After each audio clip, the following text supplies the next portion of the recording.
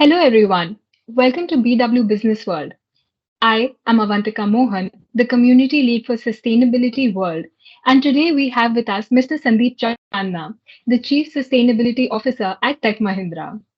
With more than a decade of experience in the area of EHS and corporate sustainability, Sir has led the sustainability agenda from the initiation stage at Tech Mahindra to the leadership position today. He has been instrumental in several key policy advocacy initiatives, leading a diverse stakeholder base. We welcome you, sir. Thank you so much. Thank you, Avantika, and pleasure being here with you. Before we begin with the interview, I would like to introduce the company a bit. Tech Mahindra is a prominent Indian multinational technology firm offering a wide array of IT and business process outsourcing services. With expertise in digital transformation, consulting, and IT services, it serves a diverse global clientele across multiple industries, contributing significantly to the technology and business solutions landscape. With that, I come to my first question, sir. Tech Mahindra has recently been ranked number one in the S&P Global Sustainability Yearbook 2023. We would like to know what was the driving force for sustainability at Tech Mahindra and how has the sustainability strategy and policy evolved over the years? Sure. Thanks, Avantika. So this journey has been almost 1.5 decade. Um, it has taken us that much of efforts to be there in this last 15 years. When we started the whole process looking at the ESG, very prominently, we wanted to be an organization with purpose. And sustainability has always been at the forefront of everything that we are doing today. As a conscious enterprise on the road to sustainability maturity, uh, we focused on creating shared values. We continuously ask ourselves how well our businesses are adapting to the changing world. How are we measuring and defining our success beyond financial matrices? And even as ESG is at the heart of our operations, we are taking bold steps towards the model that deliver sustainable businesses and advantages with the value-based impacts. The other part which you really asked was what is it really coming out of? So the first biggest thing that it is really coming out of is our own customers, Avantika. Today, if I'm getting a new business or if I'm getting a new RFP or even an RFI, a stage before that, my customers are asking me that what are you doing on ESG? They are measuring my performance on ESG. What is your ranking on various benchmarks? That becomes one of my performance indicators. Do you have a net zero target? If you don't have a net zero target, I am being looked at negatively in that performance indicator. So even to get a business today, I have to be there from an ESG best matrices perspective. So customers are playing a very major role here. Profitability definitely, uh, where if I'm looking at a profitable business which is sustainable over a longer period of time, every aspect of ESG, whether it's my human resources or whether it is my assets, all of them are being looked at from a profitability perspective. Today, I'm getting uh, grid energy compared to a renewable energy. A renewable energy is coming at a much cheaper cost. So that is also making an impact on the overall profitability part of it. Employee engagement are very major because being an IT company, you look at uh, how you are involving your employees into this whole aspect of ESG. Today, we are running programs like Green Marshall. You're involving those employees into green initiatives. So this employee engagement is helping me reduce my attrition part of it. And today you would see that we are far better off what we were years ago. in the number perspective. Overall strategy, if you see every aspect, even in the development, today we are looking at, whether it is green software development for sustainable IT, we are kind of coaching our employees to see that what best practices can be followed. Eco design and green IT certification for all our employees. We are looking at how the employees can design or even, do the coding as they can help the environment in a much better way. Then we also have carbon pricing within the system. That means every aspect of my investments and funds comes through a virtual pool. So if I have to make today an investment on renewable energy, I don't have to look out for an investment or the funds. They are already there with me. Focus on renewable energy, which is the last aspect which I would want to speak about is today I have taken a target, or the Tech Mahindra has taken a target of renewable energy to touching to almost about 90% by 2030. Looks very easy for us today. We are already about 35 to 40%. Last year, we signed PPAs for two locations. One is Pune and other is Noida. So with that, we'll be touching the renewable energy part to be almost about 35 to 40%. So with this, I think so the ESG part is totally involved and is playing a major role in the overall strategy of an organization. Thank you, sir. Thank you for giving us an overview of sustainability at Tech Mahindra. Because it's a technology company and we see that artificial intelligence is making an impact in each and every industry. So how do you see AI transforming the sustainability practice? And if you could share some AI-based solutions for sustainability that Tech Mahindra has provided to its customers, and what has their impact been? Yeah, you know, uh, with technology, like every day the new aspects coming into, and now uh, AI and then now generative AI. Every day we are looking at how sustainability can go hand in hand with the technology part of it. So if you broadly look at it, you can divide it into three parts. One part could be the resource management, where you look at, the resources like water, energy, and raw material. So how do you optimize this? Second could be the supply chain part of it. How do you reduce the carbon footprints during the distribution network? Or how do you reduce the waste management? So AI would play a very major role here. Climate modeling, you would see that AI generative can assist improve climate models with predictive analytics. AI can do the vast amount of data related interpretations based on the various patterns or the correlations. So how you gonna see that whether you're gonna meet your net zero targets or not? All those could be modeled with the climate modeling kind of AI stuff. The last part is around sustainable urban planning. So you would see a lot of whether smart cities being put up. So all those could capture the data in such a way that you could always improve from what you did last time. So you could create more smarter and greener cities. So AI generative can definitely enhance the waste management by seeing that how the waste can be, either reduced or can be, recycled in a much better way. Overall, you will see that every aspect of AI would get covered in the ESG part of it. And specifically to give you some examples, maybe, energy optimization, as I said, environment monitoring, we said, sustainable agriculture, where, generate crop management plans using the AI to optimize the use of water, fertilizer, or pesticide.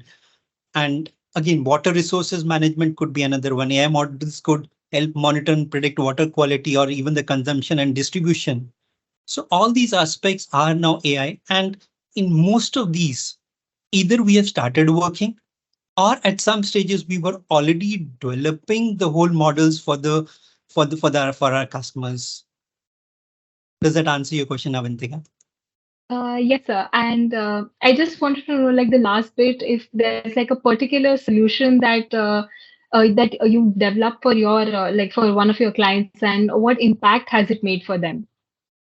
One is we did an AI for action for, where we are taking a lot of inputs from the larger fraternity to see that how best you could take the data, say for it is for say energy management. So you could have the use cases coming into it, and this platform will start giving you the results for it. So this is what we had launched a couple of years back, but then we are improving on top of it. There is one platform which we are building currently called I.Sustain. It is in the last stages of development where this will have a full-fledged AI ML and also looking into generative aspects, saying that if tomorrow you will see, what kind of scope one, scope two, or scope three data would help you meet your net zero targets. All those analysis can be done by this I.Sustain platform. That's wonderful, sir. And I hope to use that platform someday soon because it sounds Yes, very yes, helpful, yes, yes. and I am sure a lot of the companies can definitely make a lot of use of it. Yes, Avantika, before we go to the next question, Yeah. these are, see, the biggest challenge today for the organization. One is a confusion around ESG, you know, the kind of policies changing, the kind of data interpretation. Now, today, if you ask someone, where would you put work from home emissions? There is a Sure. confusion. So until you have those kind of people who could guide you in terms of how this has to be interpreted, how this has to be recorded, how this has to be reduced. So that is one problem which we are trying to solve. Second is the data is so complex. Estimations are so high in ESG reporting. With this I.Sustain, we're just trying to simplify that for every CSO, Chief Sustainability Officer, and every CFO. So we want this tool to be kind of an impact making and making a life simple for everyone. I'm sure that you will definitely achieve your aim with that, sir. And so I want to come to my next question with that, and that was how does Tech Mahindra support the other companies in the Mahindra group in achieving the milestones in the sustainability journey? And if you could just give an example to illustrate the same. So, I think the model is so immense here at the group level. We have a sustainability council at a group level. Okay, now that council has the key leaders from every subsidiary or every company within the group. And when they all meet together once a month or once a quarter, there are discussions around which are the best practices, which are the companies which are leading the ESG space, and what is it that could be replicated. So that becomes one platform for us to really interact with all the other subsidiaries or all the other companies within the group. From a TechM perspective, I mentioned to you about I.Sustain. So this is one platform which we are trying to replicate within the group, and we are seeing that how best this can be really replicated, and this becomes an easy to use. Uh, One of the use cases where we see today, as Tech Mahindra, we had assured world that this is again on the social parameter, saying that all our locations will be human rights assessed by 25-26. Okay, so and I have already got my 6 locations assessed for it out of, so that means covering almost about 60 to 65% of the locations already being assessed for meeting my target. Now, the same process is being getting replicated in other companies within the group. So we are seeing that, whatever one company is doing, it is getting replicated in the other companies. Same as, you have another solar company within the group. So you are taking that advantage from that company to see how your renewable energy plan is getting, meeting the net zero targets. So this is how, as a company or as a group, we are helping within each other. That's great, sir. Sir, so initially you talked about that the emissions at an individual level when people are working from home, somehow there's a lot of complexity around how do you measure those emissions, and should you be including that as part of the company's emissions or not? So, taking that a little further, I would want to know how do you promote and engage your employees and encourage them to adopt sustainability and act sustainably within the office premises as well as at home? So I think a question very close to my heart. When I put up the whole structure in 2008, 2009, my first thing was how do I first get all my associates, involved into the whole program. So that time we were about, say, about 30 to 40,000 odd people who were really kind of working on these projects. So uh, we started a program called Green Marshall. Now this was a voluntary program, and when we really started this, it meant that people other than the work, whenever they would want to see on the green initiatives or whenever they would want to be part of these green initiatives, they would enroll for this program. So immense response came from my employees. We built this whole program. Uh, we structured it well. Now, every location has 25 green marshals today, and each location has a green marshal head. And at a central level, there is an overall green marshal head.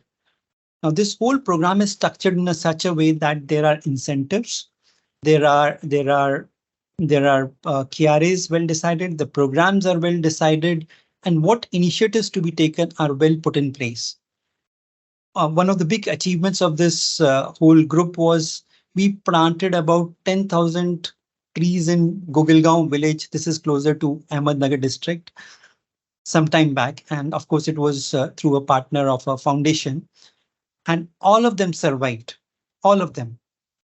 And this village is now declared as a model village in Maharashtra. So when we start, so, net, I'm saying is that all these employees are part of the whole process wherever we do these ESG initiatives and sustainability. Uh, Tree plantation becomes, as I said, was one of them. Uh, every employee is cautious of the resources, means whether now it is water, electricity, or even the food waste, which is happening in our premises. So all these employees are very well engaged. From a plastic perspective, all my locations are totally no to plastic. So you cannot see any plastic within the campuses. Uh, Even if you get some kind of plastic bags at the gate itself, the watchman or the people at the gate would change your plastic bags with the paper bag or with any other kind of any bag which is eco-friendly. So like this, we have been very far, means very easily, and we have been engaging with our employees on a regular basis. That's wonderful to know, sir, because I think it's really important. So, as an organization, yes, you're creating an impact, but if you are able to drive the same thing with your employees as well, then that's a multiplier effect. Because these people, they go to the outside world, they share these, I would say, best practices of the organization, and it just promotes and more people to adopt those Right. practices, a healthy lifestyle, a sustainable lifestyle. So moving to now the stakeholders outside of Tech Mahindra. Last year, the ESG offerings, Tech Mahindra started that. And I just wanted to know how have you been able to create a difference with those ESG offerings with your customers, sir? So when we started this journey 15 years back, one thing which I really appreciate myself was that we documented every process well. In this last year, we never took a consulting help or, an external help to see that what we wanted to do. Every decision was taken by the team itself, saying that this is what we want to do and this is what we want to achieve. And today, you mentioned in the start that at every benchmark you look at, you would find us rated number one. Uh, so when we were doing all this, most of our customers came back and said that, uh, Tekem, whatever you're doing, can you replicate that within us also? We also want to follow the same journey. That's a time we said it's a time we should start looking at ESG offerings as such. And then in September 22, we formally made a announcement saying that we are going ahead with ESG offerings. And I very simplified the whole process. I said, first I'll do a baseline because most of the companies would have done some aspects of ESG. So we said we'll do the baselining first and help the companies build the roadmap.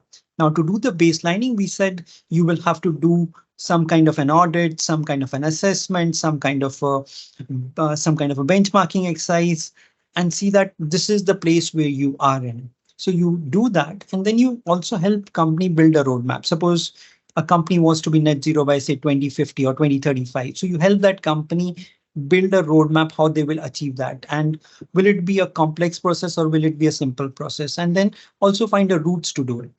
So this was a very simple thing which I said to start with, a simple baselining exercise and building a roadmap on top of it. Then I said, if a roadmap is built up, how should you, or what kind of tools or what kind of a mechanisms you should follow to reach to that roadmap. So, you may take some renewable targets, you would need a renewable energy, or you would need a renewable consultant, or you will need renewable companies. You would need to reduce your scope 1, scope 2, scope 3 emissions. So you will have to see how you are reducing your carbon emissions, how you're reducing your energy consumption. So we build up solutions around those parameters. And those solutions are well in place. More than 100 to 150 such solutions are now in place, saying that, this is where our customers will need to meet their roadmap. Now, most of these solutions may not be ours, but we partnered with the right agencies to see that we know the best practice so we can help our customers. So this was the second bucket, which I said. Then the last bucket, very important from every organization, there are regulatory requirements which are coming up. Means whether it is BRSR in India or whether it's CSRD in Europe. So we said today Tech Mahindra may be one of the companies in the world which is reporting on all the 5 frameworks, TCFD, GRI, SASB, SDGs. So we said we know the reporting well. We will help our customers also meet their reporting guidelines. So we build up a full-fledged reporting team which will help customers to do their reporting as well. And in this whole journey, I said one thing: I will not leave my customer at one place saying that I only do this, I don't do this. So for that, we said we will be your end-to-end ESG partner. And then on top of these 3 things, we build up 3 platforms. This is what I mentioned about to you. The I.Sustain for data capture, data monitoring, net zero data modeling. I.Riskman to look at how the risks will come into the picture, whether it's TCFD, GRI, SASB, those things. Then now the green finance, which is the buzzword today, saying that, how the financial companies are looking at green investments, green bonds, or whether it is green aspects of the loans. So we're helping the BFSI sector also, looking at these kind of platform as such. Okay, sir. Uh, so with that, I know there's like a lot of work that Tech Mahindra has been doing, and in the last 15 years, uh, your and Tech Mahindra's journey or for sustainability started around the same time. And I'm sure there must have been multiple roadblocks and challenges that you would have faced on this journey. Uh, I want to know, sir, what are the major challenges that you faced on this journey, and how have you been able to overcome those? So when you would have also seen, you have those 7 years of experience around ESG. So see, the biggest challenge that organizations or the world is facing today is the ESG talent. The biggest challenge. And being a confusion in the whole process, you would see that every day a new thought process coming into it. So how do you really cope up with all this? One is your ESG talent not being there means today and it's a complex thing, means it's not as simple as, everybody could be an ESG consultant or everybody would know ESG. No. Right from carbon footprinting to putting up a roadmap to look at data modeling, to do a data research, and then also is how you're going to do the monitoring part of it. You need that talent. And even if you go back into the industry part of it, the education specifically on ESG has really started only in 2017. So you do have the skill gaps there.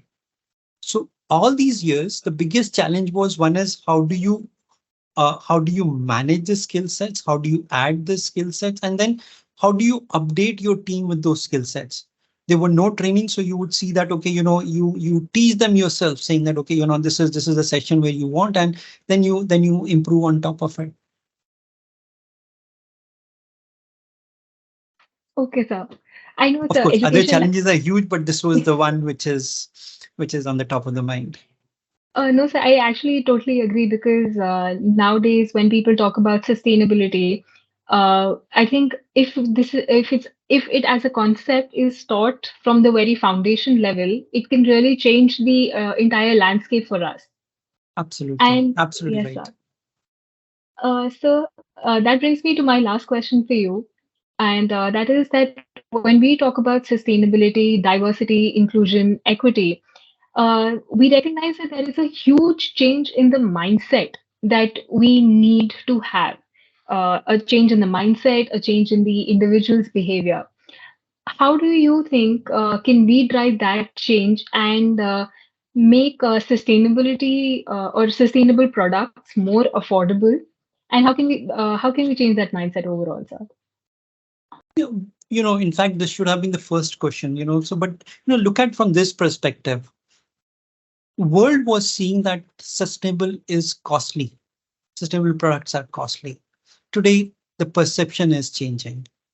And specifically now with the young generation coming to the picture saying that, we would want a sustainable world. So with that perspective in mind, the thought process within the companies is also changing. So if I give an example of electricity.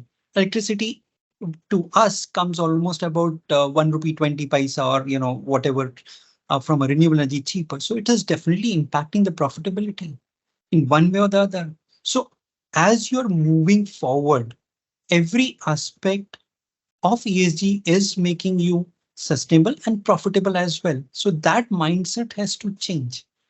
And once that mindset changes, the things will fall in place in a much easier way. And that is because you are seeing that kind of change happening. Means Avantika, means in Gurgaon, you had never seen 50 degrees. Means imagine if it was 51, 52, or we saw in Himachal how the devastation world is. So when people have started seeing that, whether they like it or not, they have started inclining their whole thought process towards ESG. Specifically, and again on governance aspects, with so many issues happening with the companies around governance. We all have heard about Satyam. So after that saga, people have started focusing more onto the governance aspects. So this is how the whole mindset has changed over the last 1 decade. I completely agree on that, sir. But I think as we've discussed earlier, as one of the major roadblocks, also you said that education is has been a major hindrance because people do not have the right knowledge about ESG, the right knowledge about sustainable development, and then with all the disasters that have been happening, the climate change, I think people are realizing sooner or later that it's a shift that they have to make. They have to be in line with all the suggestions, the policy changes, or the initiatives that the government has been taking, the companies have been taking. So people have to align themselves accordingly. Thank you so much, sir, for your time and for your insights into sustainability and Tech Mahindra. And we're really, really grateful to you for taking out the time for us. Thank you so much, Avantika. Thank you.